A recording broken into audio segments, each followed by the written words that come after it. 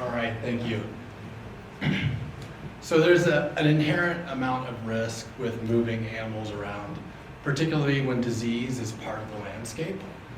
This talk that I'm going to give this morning is going to explore the history of boreal toad translocations or reintroductions in the southern Rocky Mountains through the lens of risk tolerance.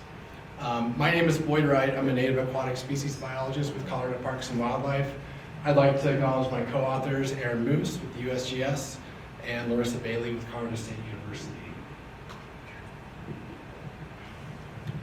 So in this talk, I'm going to give a background on reintroduction projects in the Southern Rockies. We'll look at boreal toad reintroductions and this concept of the continuum of risk tolerance. I'm going to give an overview of two projects by way of contrast. And those two projects are Red Mountain and Rocky Mountain National Park. I'll give you the methods, results, and main findings from that study. And Zimmerman, another reintroduction project for which I'll give the methods, results, and main findings. And then we'll get into some conclusions and how they're relevant to our current management of boreal toads in the Southern Rockies. And then last, I'm going to pass the mic to Jouney, my counterpart to the southeast. This presentation is kind of two-part. My part is the history of boreal toad translocations. Alex is going to come up and give you an example of how that history is informing our current management. So reintroductions have been a really critical part of recovery for some wildlife species for quite an array of fauna, really, including animals like the roe deer, the clouded Apollo butterfly, the golden lion tamarin, and one that's near and dear to my heart, our state fish, the greenback cutthroat trout, for which reintroduction is really the only tool for recovery of that species right now.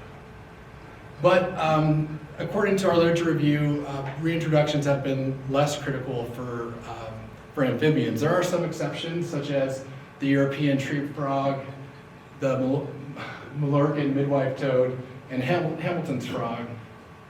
And according to some work by Griffiths and Papajoe, 15 of 58 reintroduction attempts for various amphibian species led to successful establishment of self-sustaining populations, and they attributed success to kind of a time commitment to these sorts of projects. And more recently, closer to home, we have the Chiricahua leopard frog, for which translocation has been really key to success of that recovery program. And again, authors, Hossack and all that wrote this paper in 2022 attribute the probability of establishment of populations and occupancy on the landscape to the number of translocation events of a given frog. So for boreal toads, when we look back at history, it really paints a colorful picture of the early reintroduction efforts and how things have evolved through time. So first you got to understand the history of boreal toads. By the 1980s, they were really apparently declining across the southern Rocky Mountains, and at this time the causes were unknown. And that was similar in the 1990s, still not sure why they were declining. There were some emerging hypotheses such as chytrid fungus. But this is when we had our first federal listing petition, which in response, a boreal toad conservation team was formed and a conservation plan written. And during this time, there were 9 reintroduction attempts. And most of these were very independent efforts, so not really well coordinated across the range.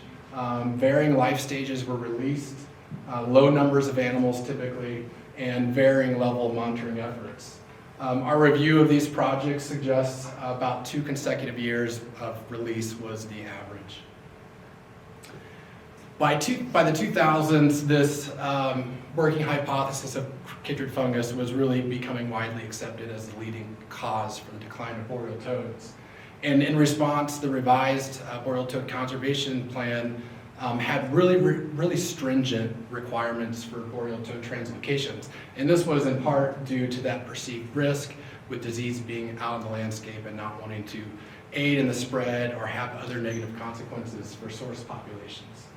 So as a result, in the 2000s to 2019, roughly a 20-year time period, There were only 5 reintroduction projects.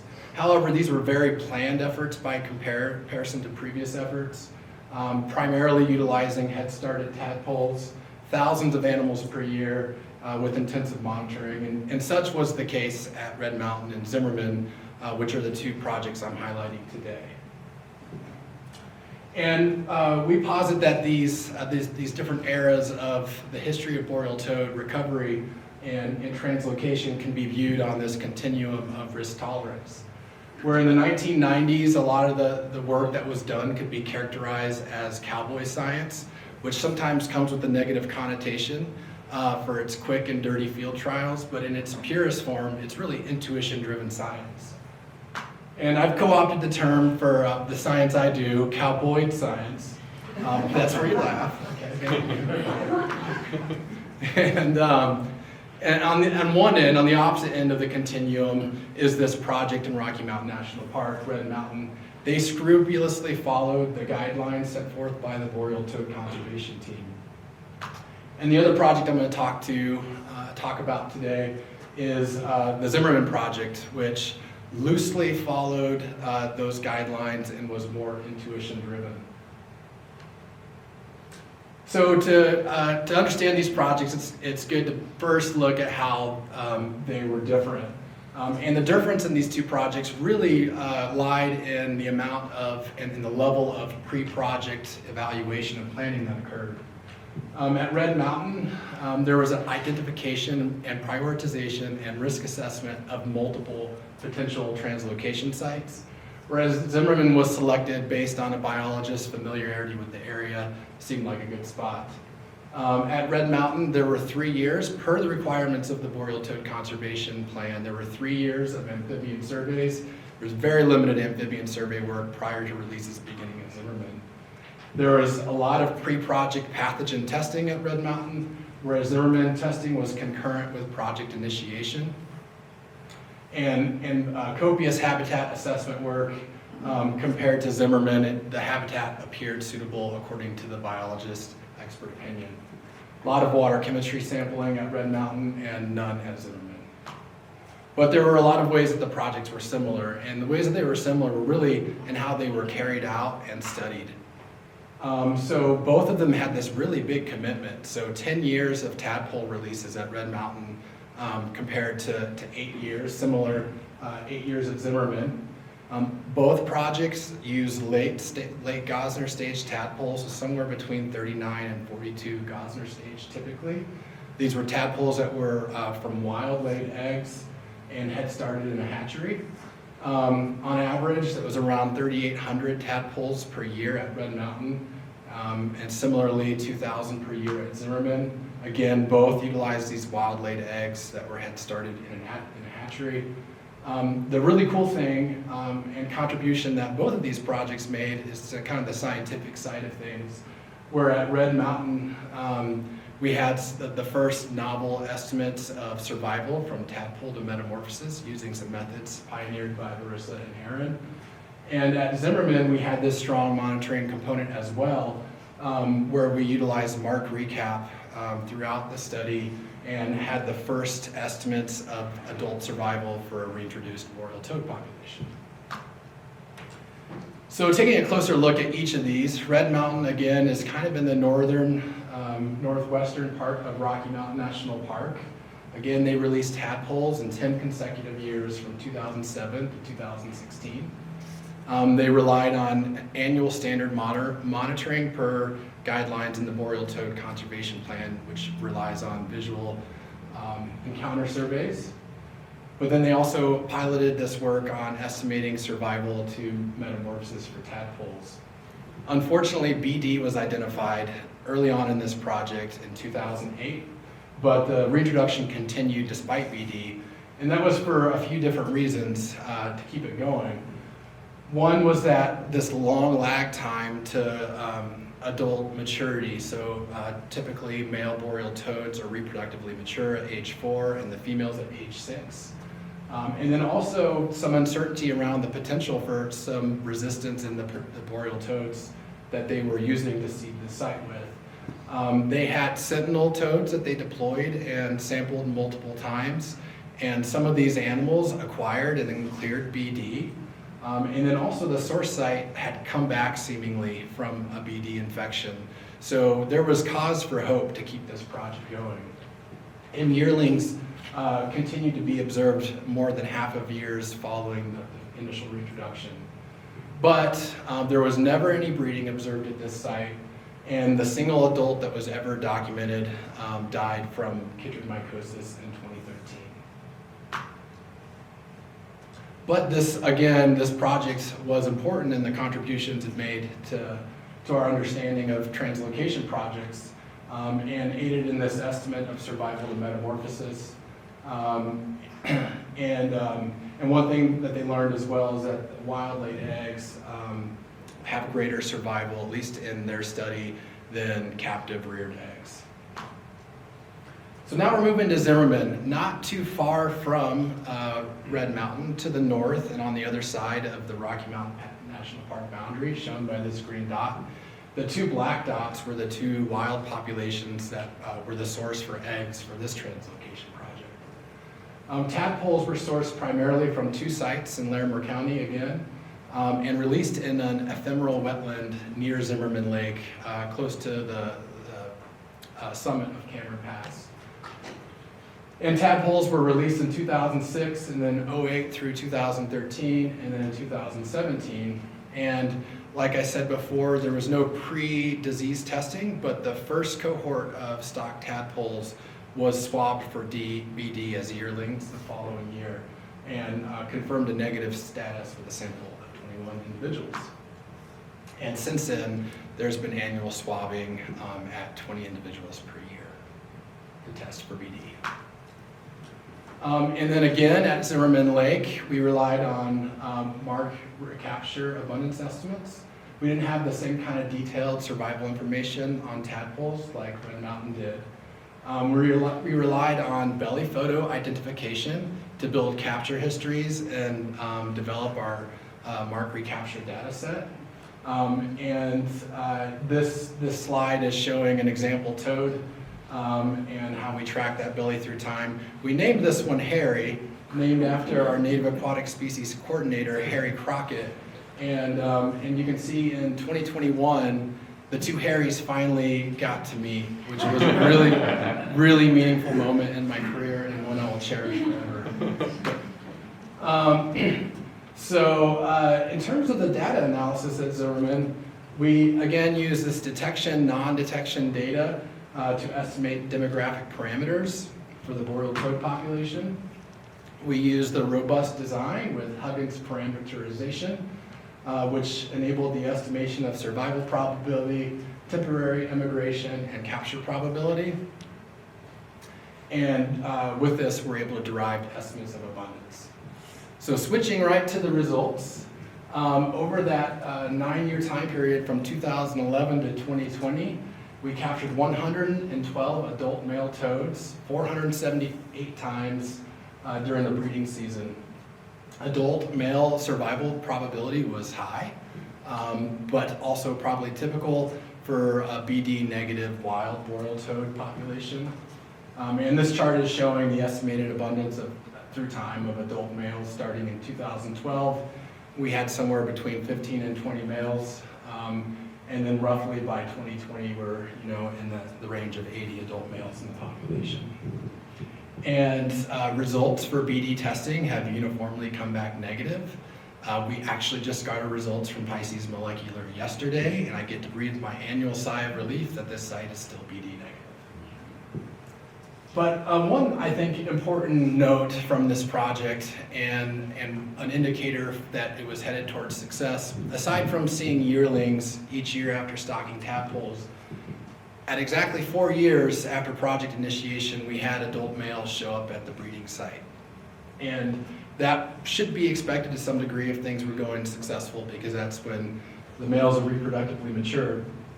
The females, however, were late to show up on the scene. We thought maybe by 2012, we'd have adult females showing up to breed with all the males that were showing up.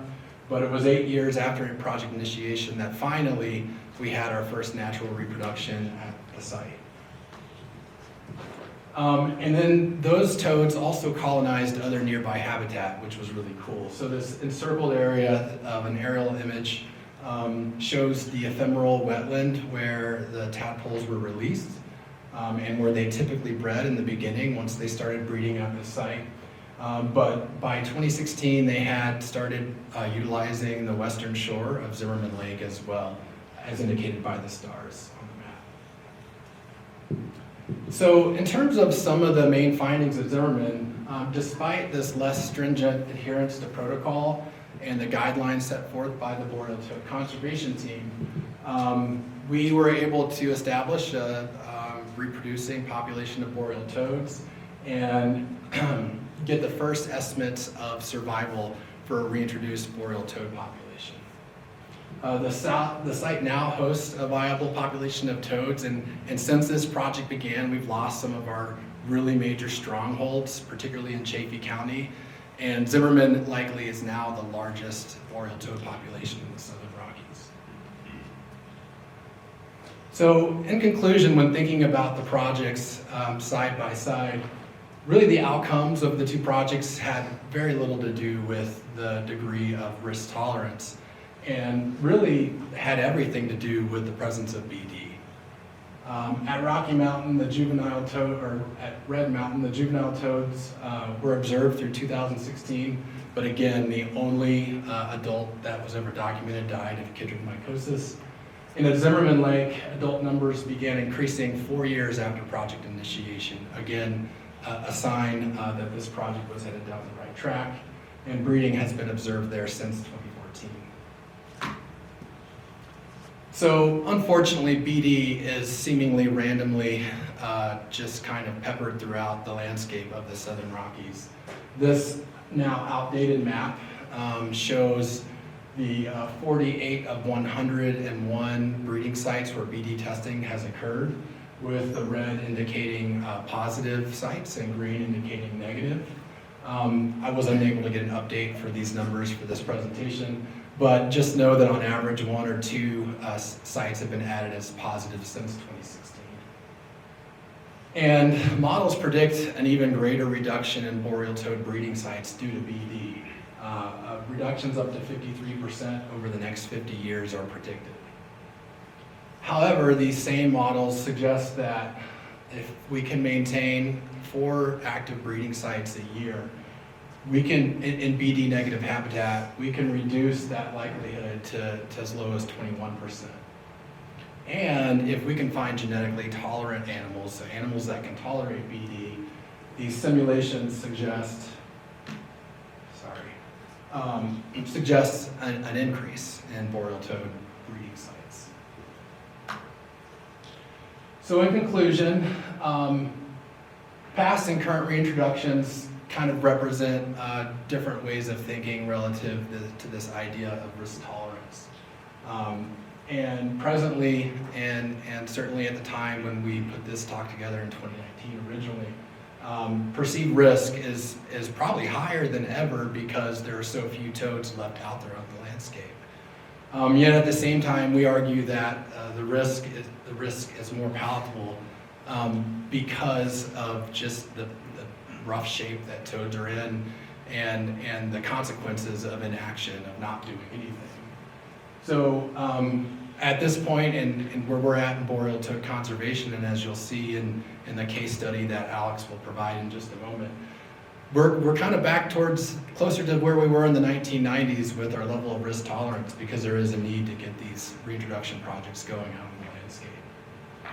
And with that, I would like to thank a few people here. Mary Kay Watry was the project lead on the Red Mountain project. She's going to be missed from the Boreal Toad Conservation Team, just from her insights and hard work and just the great work she did at Red Mountain. I was lucky to inherit the Zimmerman Lake project in 2011, right when it was starting to get really good. But it would not have happened if not for Ken K. Meyer and Kevin Rogers and Kevin Thompson and Ryan Fitzpatrick, who really got the thing going. Our Boreal Toad Conservation Team leader, Harry, was great help in editing this talk, and just a ton of people, some that are in this room, that have helped through the years on doing the work of Zimmerman Lake. With that, I'll pass the mic to Alex. Hey everybody, I'm Jouney. I'm the species biologist and Boyd's counterpart down in Colorado Springs. And today I'm going to talk a little bit about a current reintroduction project and touch on another one as well, but just kind of give you guys an idea of what these projects look like as we're doing them and the considerations that we take. So this is more just a list for everybody to see. These are all the current translocation projects that are happening in Colorado right now. And the big takeaway from this is that there's a lot going on in every region pretty much. There is one region missing up there in the Northeast, so maybe you guys can chat with Boyd about that and see when he's going to get a reintroduction going. But again, yeah, we're doing these multi-year reintroductions with a bunch of tadpoles, varying numbers, and a lot of that has to do with the eggs that we can actually get and which eggs are viable. So what do we look for when we're going out into the mountains looking for a site that will potentially be a translocation site? Some general considerations are it's unoccupied by boreal toads. We don't want to put new toad genetics on top of toads that are already existing there. And to that end, we also don't want there to be other amphibians, ideally. Tiger salamanders are known to predate on boreal toad tadpoles, and then also other amphibians can just be a vector for BD. So ideally, no other amphibians in the area, BD negative, obviously, chytrid negative. And then accessibility, you want it to be kind of in this middle ground of hard to access so that there aren't just tons of people going there all the time, raising the risk for chytrid, but also you need it to be realistic for a monitoring and reintroduction consideration. Typically within historically inhabited mountain ranges, but there is room for range expansion projects, which we haven't started yet, but could be on the docket in the future. Kind of along the lines of other amphibians, predator abundance, and just kind of considering that. So tiger salamanders, but also brook trout. A lot of times you can't get no predators in the area, but ideally low density of predators is ideal. And then no water quality concerns, so pH, heavy metals, organics. In my area, in Chaffee County, there's a lot of mining history, so heavy metal pollution is something we look at when we're considering reintroductions.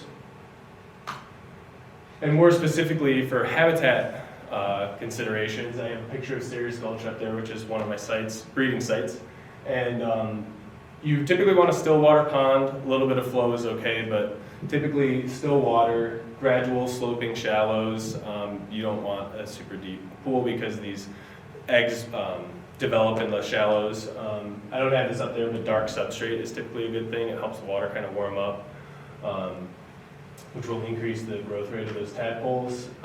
Open, sunny, sparsely vegetated shorelines, but also some submerged vegetation for forage for the tadpoles. A hydro period, so a wetted period from May 1st to the end of September is ideal. Doesn't have to be exactly that, but that's the general time frame we're looking because that's the breeding season and then the tadpole development season. Some specific water temperature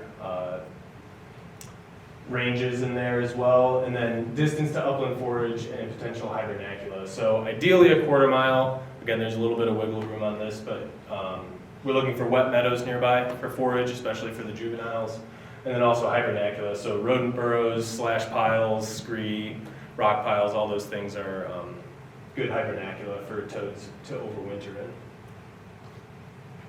So how do we get to a reintroduction?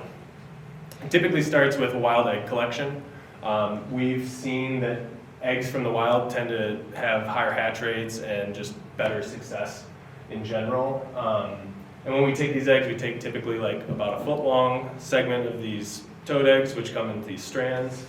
And we'll take these to the hatchery, and the hatchery rears them until they're late Gaussner stages. So basically when they have hind legs that have digits developed and starting to form their front legs.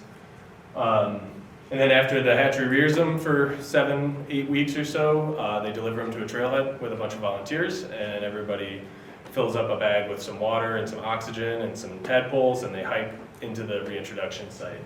I do want to give a shout out to Denver Zoo. They have a captive breeding program that resulted in eggs this past year, and then Anaxyrus, which is the Native Aquatic Species Restoration Facility, which is CPW's Native Species Hatchery. They have these captive breeding programs. There hasn't been a ton of success yet, but I know they're working really hard, and they do get results every couple of years, so definitely a shout out to them. And this is what that looks like. So there's kind of what an egg collection looks like. You just take a little sandwich Tupperware and you kind of depress it under the water and let the eggs flow in, and then just pinch the egg strand when you have the amount that you need. Put them in these thermoses, which keeps them at that ideal temperature. We don't want big temperature swings, and transport them to the hatchery. There's some pictures on the top right and bottom left of the Bellevue Watson Research Hatchery, where Boyd's toad eggs are typically reared. And then they become tadpoles, and yeah, once they develop those rear legs, they're hiked out into the reintroduction area. So a little bit of background specifically on Titan Lake, which is a reintroduction project that I've inherited. And I should say I haven't done a ton of work with this, and a lot of this work is collaborative, and a big thanks to all the agencies involved with this. But in 2012, there was a visit to a random habitat survey that looked like good habitat, and they were standing there at West Tennessee Lakes, looking down that view on the top, and they were saying, you know, that looks like really good Boreal toad habitat, why don't we check down there? And after consulting with Jenny Wendorski and Greg Palicki, who were both the biologists in that area from the Forest Service and CPW, they agreed. They said, you know, somewhere they had always thought was really good toad habitat as well.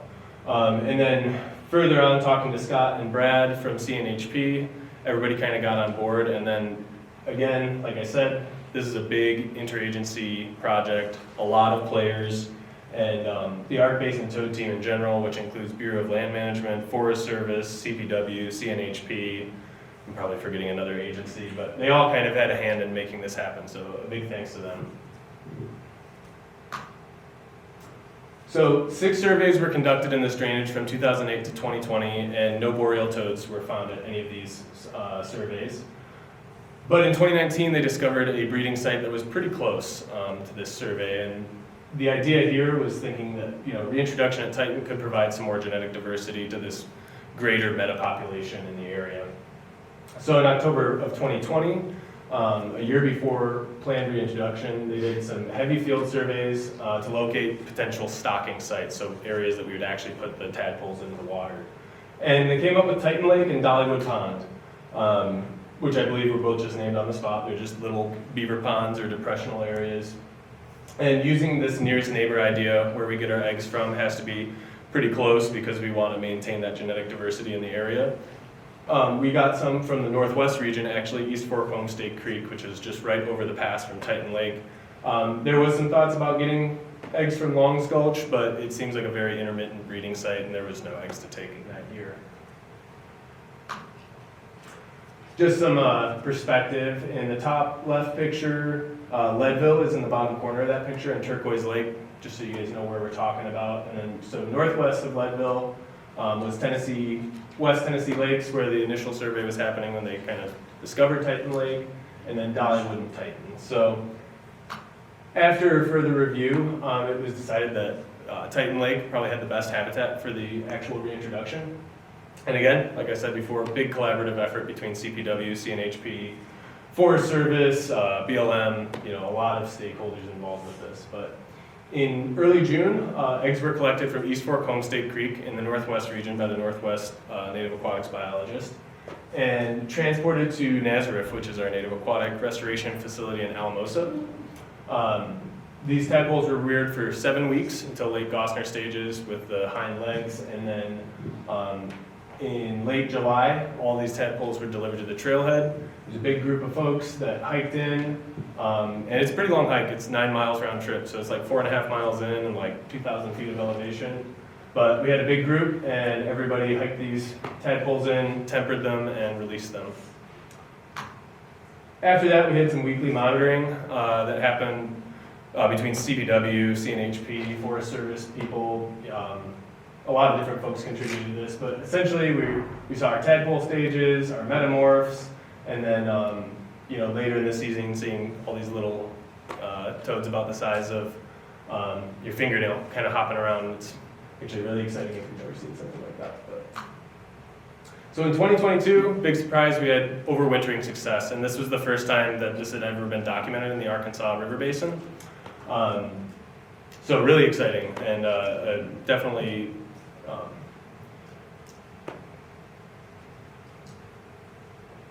supportive of what we're doing. You know, it's exciting to see. And again, in 2022, we had more eggs collected from that same area in East Fork, Homestake Creek, and then reared at Nazareth to a little bit later of a Gosner stage, but pretty much the same thing. And then again in late July, they delivered 10,000 tadpoles, so much more than we were expecting. And 41 hikers ended up hitting the trail with these bags of tadpoles up to Titan Lake, which is that bottom picture there, and again, tempered them and released them, and this just happened this past year. So this was followed by some more weekly monitoring. Again, the same idea, going back every week and just checking on them, getting counts, you know, making sure that we're seeing these toads metamorph. And then looking forward to 2023, the idea is to roll out a robust post-reintroduction monitoring program. I'm kind of in the stages of figuring out what that's going to look like, but I want to take a little bit more data when we're going out there.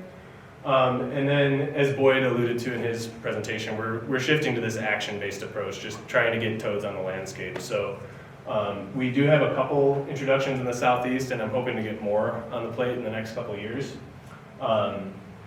But for Titan Lake and the West Tennessee Lakes drainage, next year I have a pretty big survey effort planned. We want to see if we can find more overwintering toads and do a really big survey before we do another reintroduction. The reintroduction will happen either way, but kind of want to see what our results look like after putting 10,000 tadpoles in there, hopefully really good.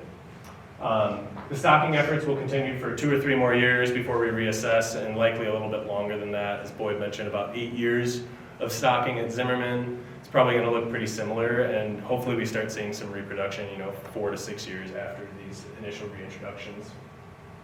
Another project that I'm working on in the southeast is Browns Creek. So there have been 4 toad reintroductions since 2015 in Browns Creek, and none of them have overwintered, or at least we haven't documented overwintering. So this past year we stocked metamorphs instead of tadpoles, and we'll see if that makes any difference. But again, another big survey effort planned for this coming year in Browns Creek drainage to see if we can find any overwintering toads. And I think the idea there too is if we're not finding any overwintering toads at this point, we're going to move to the upper part of the drainage. It looks like there's some better habitat up there, and we actually had a sentinel toad up there that came back chytrid negative, which is good news. So there's potential for us to kind of move that stocking effort a little bit uphill. And just my acknowledgements, Arkansas Basin Toad Team, they're the ones who are responsible for this work. I just got hired in August, so I'm new to this project. I'm really excited to be taking it over, but none of this would have happened without these folks. Paul Fouts, my predecessor, who is now the senior biologist in the Southeast, and Alex Townsend, who's the area biologist for CPW up in Salida, have done a lot of work. Scott and Brad from CNHP, Jenny, Stephanie, Janelle, and Kristen from the U.S. Forest Service, Aaron Richter from BLM, and Buffy from CCC. All of these folks have had a really big hand in making this project happen, and really we wouldn't be anywhere without any of them today. And then also a shout out to the Denver Zoo program for their captive rearing program, and then also for their volunteer program helping us survey a lot of sites. If you guys are interested in doing boreal toad surveys, I'd encourage you to look into Denver Zoo's program. You can go out and help us kind of survey all these different sites that maybe we don't have enough time to get to during the field season. And with that, I'll take any questions. Also, if anybody had questions for Boyd, if we have time for questions. Okay, thank you.